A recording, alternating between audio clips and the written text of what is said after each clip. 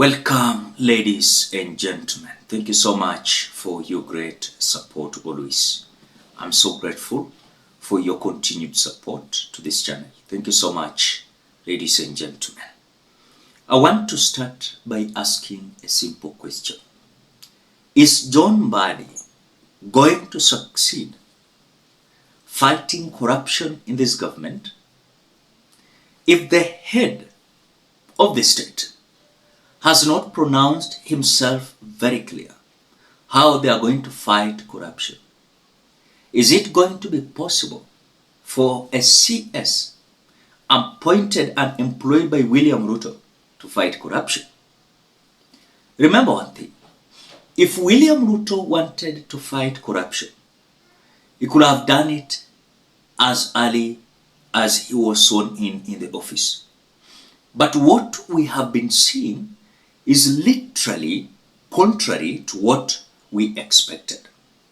So when John Mbadi is clearly now saying that he's busy fighting corruption so that we can have money to govern this country.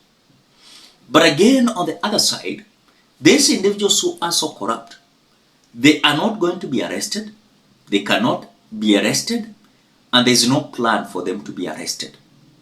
And so what John Mbadi is saying, that if you are a Kenyan, and of course when he's saying a Kenyan, this generalizes everybody, including William Ruto and his punitive leaders, that if you're going to steal even 100 million, steal 50 million, and leave 50 billion. If you're stealing 1 million, steal 500,000, leave 500,000. In other words, John Mbadi is saying that we're going to fight corruption, but at least those who are engaging themselves into corruption, let them reduce that percentage of them being corrupt and stealing public resources. And even he referred to what Uhuru Kenyatta said about 2 billion Kenyan shillings disappearing just like that on a daily basis. I want you to listen to John Mbadi, but before we watch, as you always do, ensure you like the video. When you like the video, you automatically support the work that I'm doing in this channel, because sometimes you watch and you forget liking the video. So this is just a reminder. As you watch, please consider liking the video. Thank you so much for that like. Let us listen to this. I want us to fight this corruption so that I can get some more money to help run this economy. By the way, can I just point out two things? I know I've spoken a lot, but you understand that this is an area that I have much more interest than maybe any other office in this country. Yeah, so we need to do two things. Number one, all Kenyans, actually it's just one thing divided. I want to speak to just one thing. All Kenyans must come out to say no to corruption. All of us. If it is true what the former president said, nowadays they are saying I'm the one who said it. No, it is President Uhuru who said that his intelligence reveals that every day we are losing 2 billion shillings. If it is true that that is the case, and allow me to make a joke out of it, although it is a serious matter, if we can just reduce our appetite for stealing, we say consciously, if you are stealing 1,000, reduce it to 500. If we consciously reduce the theft to 1 billion, it means we'll be saving 1 billion per day for 365 days. In a year, you will save 365 billion shillings. That is more than the external borrowing per year. That is 3 times the money we spend on capitation to schools. That is money that can run justice system, entire justice system in this country, and leave almost equal amounts. You can see how much progress we can make. Now, this issue of corruption is something that William Ruto does not want anyone to talk about it.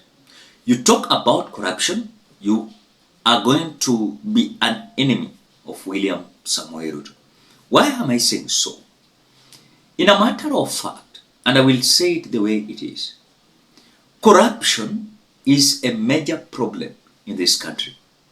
And if truly corruption will come to an end, then Kenyans, these leaders are going to be good people. Because remember, these individuals, they are being elected immediately. Then after being elected, they will again start campaigning immediately, using and misusing our public resources for them to start an early campaign, an early campaign that starts the next day after the other day's declaration. The winner is this one, the MC is this one, the women rep is this one. Kenyans will usually start there. Then later, you'll find that these members of parliament, maybe these CDFs, they are being given, fight themselves into corruption.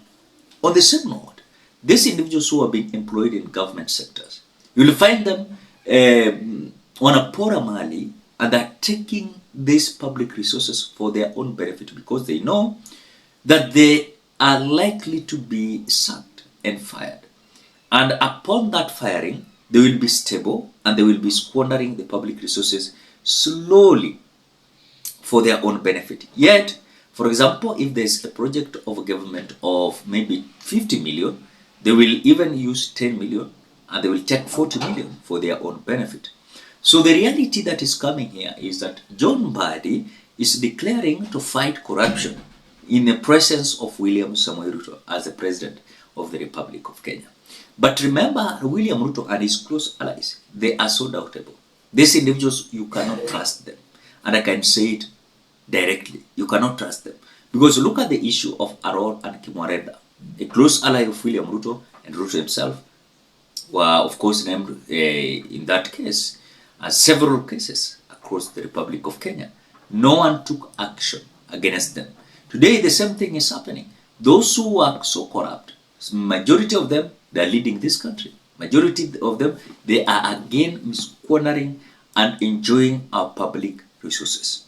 Which I will say, despite of Mbadi's commitment towards fighting corruption, which it is not likely to happen because those leaders who are, of course, who are portraying themselves as good leaders, they are there to squander the public resources. And on the same note, remember one thing. When William Ruto is hearing that Mbadi, or will hear that Mbadi wants to fight corruption, he will not be comfortable. In other words, those whom William Ruto has appointed, or rather have appointed in his government, majority of them, they are corrupt. And remember, this corruption has been like a ticket, a qualification for you. Being a CS, being a PS, if you're corrupt, you succeed and you have the ticket. And that is whatever is happening in our country. But despite of Mbadi having that good intention, remember, William Ruto and his punitive leaders will not accept. Then you will be told, unajua nini, nyamaza. No one will fight corruption in this government. If you think they are going to fight corruption, I'm sorry for you. These individuals are there to eat. And they will eat, and they will eat. Ladies and gentlemen, what do you think? Drop your opinion at the comment section below. Otherwise, thank you so much because of your support. Please consider subscribing, liking, commenting, and sharing this video. Till we meet in another video.